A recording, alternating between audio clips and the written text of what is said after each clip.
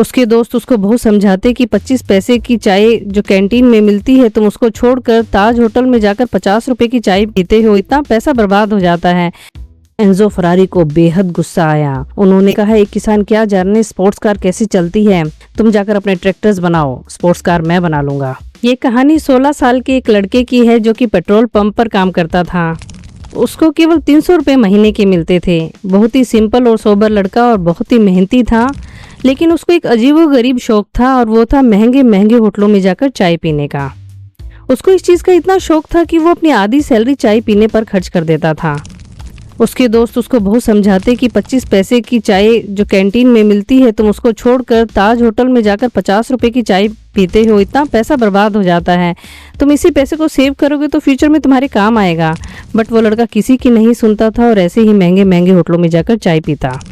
लेकिन कुछ ही महीनों में इस लड़के ने सबको सरप्राइज कर दिया। इसने 1500 रुपए में टेक्सटाइल बिजनेस स्टार्ट किया और आगे जाकर इसी लड़के ने रिलायंस इंडस्ट्रीज को एस्टेब्लिश किया। जी हाँ, आप बिल्कुल सही समझे, ये लड़का कोई और नहीं धीरू भाई अंबानी थे। ऐसे ही वक्त गुजरता गया और धीरू भाई अंबानी के वही पुराने दोस्त एक बार उनसे मिलने आए। चाय पीते पीते इस बात का जिक्र हुआ कि कैसे उस टाइम पर धीरू भाई अंबानी महंगे महंगे होटलों में चाय पीने पर अपना पैसा बर्बाद कर देते थे। तब धीरू भाई अंबानी ने कहा कि मैं महंगे होटलों में इसलिए जाता था कि वहाँ बड़े बड़े बिजनेसमैन आते हैं और बैठकर बिजनेस की बातें करते हैं। मैं दूर बैठकर उनकी बातें सुनता था और बिजनेस की बारीकियां समझने की कोशिश करता, और कभी कभी तो मेरा लकी डे होता था तो मुझे उनसे इंटरेक्ट करने का मौका भी मिल जाता। तब मैं उनसे ज़्यादा से ज़्यादा नॉलेज गेन करने की कोशिश करता और केवल इसी वजह से 1500 रुपये में मैं अपना टेक्सटाइल का बिजनेस स्टार्ट कर पाया। तो मैं पैसे वेस्ट नहीं कर रहा था, बल्कि मैं पैसे इन्वेस्ट कर रहा था। और यही है नेपोलियन हिल का next principle, power of mastermind. आप ऐसे ग्रुप का पार्ट बनने की कोशिश करिए जिसमें इंटेलिजेंट और सक्सेसफुल लोग हों।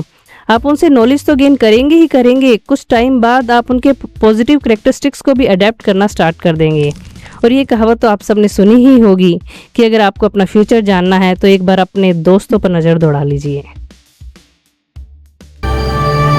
पिक्चर अभी बाकी है मेरे। आई एम श्योर लैम्बोर्गिनी आपकी और आपके दोस्तों की ड्रीम कार होगी, पर क्या आपको पता है लैम्बोर्गिनी के फाउंडर फेरुचो लैम्बोर्गिनी एक किसान के बेटे थे? चलो ले चलते हैं आपको इटली के गांव में, जहां लैम्बोर्गिनी के फाउंडर फेरुचो लैम्बोर्गिनी का जन्म हुआ था। उनके फादर एक किसान थे, वो अंगूरों की खेती करते और फिर उसी से वाइन बनाते। हर माँ बाप की तरह वो भी चाहते थे कि उनका बेटा उनके काम में हाथ बटाए, पर फेरुचो लैम्बोर्गिनी का खेती बाड़ी में कोई इंटरेस्ट नहीं था। उनका दिल लगता था मशीनों में। जब भी कोई ट्रैक्टर खराब हो जाता वो उसको फटाफट ठीक कर देते थे, और अपने इसी इंटरेस्ट को कंटिन्यू करते हुए बड़े होकर उन्होंने मैकेनिकल इंजीनियरिंग की पढ़ाई की।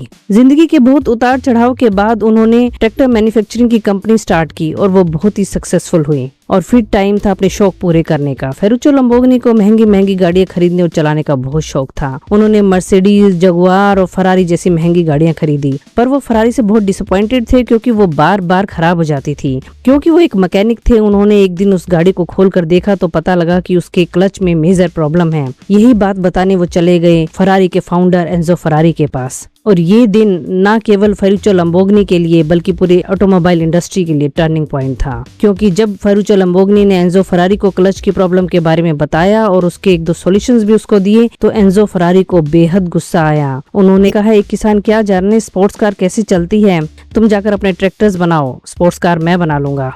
फेरुचो लैम्बोर्गिनी को ये बात बहुत ज्यादा चुभ गई और घर जाने से पहले पहले उन्होंने ये डिसीजन ले लिया कि वो एक स्पोर्ट्स कार मार्केट में उतारेंगे, और वो भी फरारी के टक्कर की।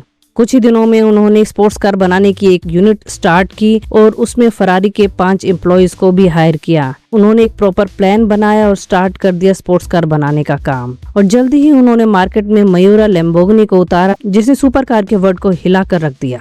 4 मेजर टेकअवेज हैं इस स्टोरी के, जो कि नेपोलियन हिल ने अपने बुक में भी मेंशन किया है। सबसे पहला है डिसीजन। फेरुचो लैम्बोर्गिनी ने घर पहुंचने से पहले पहले डिसीजन ले लिया था कि वो एक बहुत बढ़िया स्पोर्ट्स कार बनाने वाले हैं और वो उस पर स्टिक रहे। इसी तरीके से हमें भी अपनी लाइफ में क्विकली डिसीजन लेना चाहिए और उस पर स्टिक रहना चाहिए। और सेकंड है ऑर्गेनाइज्ड प्लानिंग, जैसे कि फेरुचो लैम्बोर्गिनी ने किया। एक प्रॉपर प्लानिंग के तहत उन्होंने स्पोर्ट्स कार बनाई। इसी तरीके से जब भी हम कोई एक बिजनेस स्टार्ट करें तो एक प्रॉपर प्लान हमारे हाथ में होना चाहिए कि कैसे कैसे इस काम को हम अंजाम तक पहुंचाएंगे। और थर्ड है स्पेशलाइज्ड नॉलेज। फेरुचो लंबोर्गिनी ने गुस्से में डिसीजन लिया था कि वो स्पोर्ट्स कार बनाएंगे, बट अंदर ही अंदर उनको इस चीज का भी पता था कि वो एक मैकेनिक है और वो मशीनों को अच्छी तरह से जानते हैं, तो वो ये काम कर सकते हैं। तो जब भी आप कोई काम स्टार्ट करें तो आपके पास भी उस काम की स्पेशलाइज्ड नॉलेज होनी चाहिए। पर ये तीनों चीजें काम नहीं करेंगी अगर आपके पास फोर्थ क्वालिटी नहीं है, और वो है बर्निंग डिजायर। बर्निंग डिजायर वो होती है जो आपको सोने नहीं दे, दिन रात आपको बस एक ही चीज का ख्याल आए, और आप कितनी बार भी फेल हो जाओ, आप परसिस्टेंटली लगे हुए हो मेहनत करने। लोग आपको पागल भी समझे तो आपको फर्क नहीं पड़ता। जब आप इस जुनूनियत के साथ काम करेंगे तो आप डेफिनेटली सक्सेसफुल होंगे, और अगर सक्सेसफुल होंगे तो पैसा तो अपने आप आपके पास आ जाएगा।